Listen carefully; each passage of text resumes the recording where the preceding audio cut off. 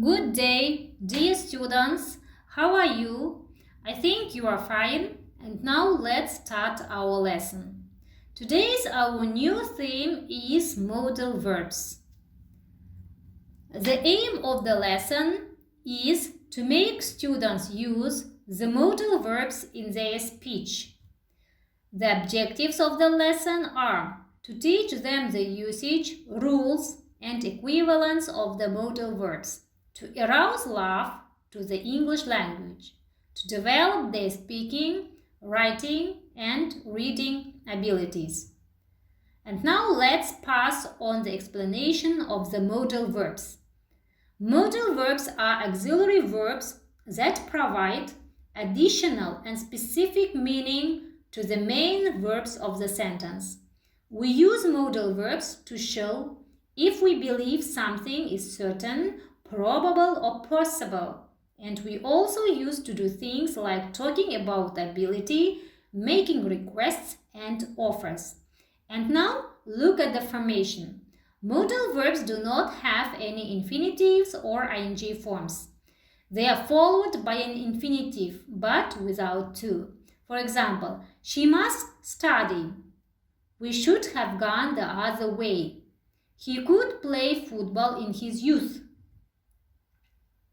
And now look at the first modal verb can. The equivalent of this modal verb is be able to. And there are some definitions given to this modal verb. The first, қабілет, for example, I can run very fast. The second one, рұқсат. For example, can I have a cup of coffee? The third definition is тыйым салу. You can't cross the street here. And now look at the second modal verb may. The equivalent of this modal verb is be allowed to. And look at the definitions. The first one, рұқсат, for example, may I come in? Yes, you may. The second definition is қатаң тыйым салу. For example, you may not leave the room until I say so. The third definition is болжам. For example, you may often see such faces in the south of Russia. The next modal verb is must. The equivalent of this modal verb is have to. And let's take its definitions. The first, міндет. For example, we must study hard. The second one, бұйрық. You must go there at once.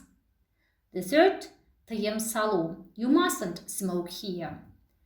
And now look at the pictures and listen to the sentences with modal verbs. He can ride a bike. She can speak 4 languages. May I go out? She can play the violin very well. He couldn't sleep well last night. Tom may go to the cinema. It may snow today. His elder brother may wear jeans. The students mustn't be late. The student must work hard. She must eat healthy food. Okay, thank you. I think everything is clear with our today's theme modal verb. And now let's do some activities. This activity is called How Many Modal Verbs?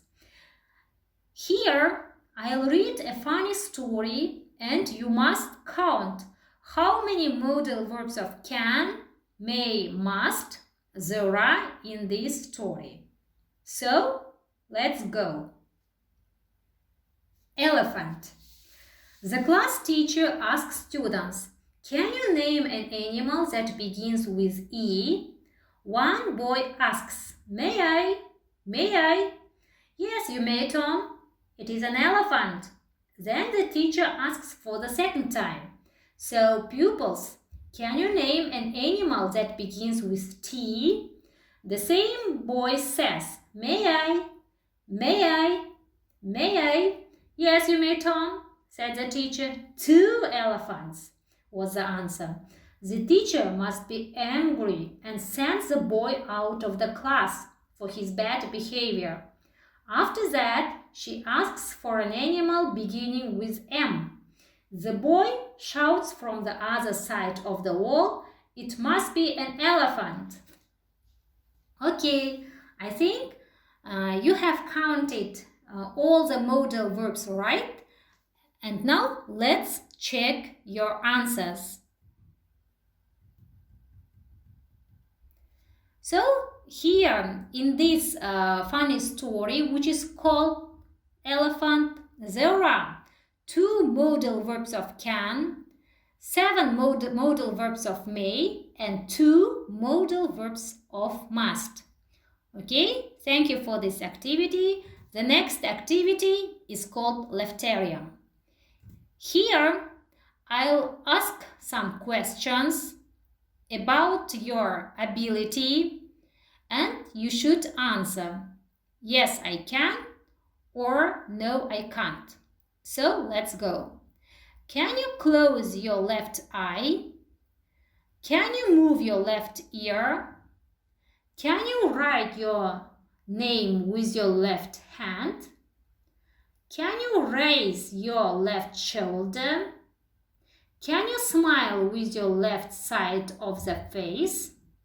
Can you eat with your left hand? Can you move your left eyebrow?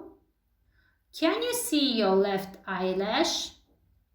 Can you stand on your left foot for 15 minutes? Can you play the dombra with your left hand? Can you eat with your left hand? Okay, thank you very much for your attention. Goodbye, good luck.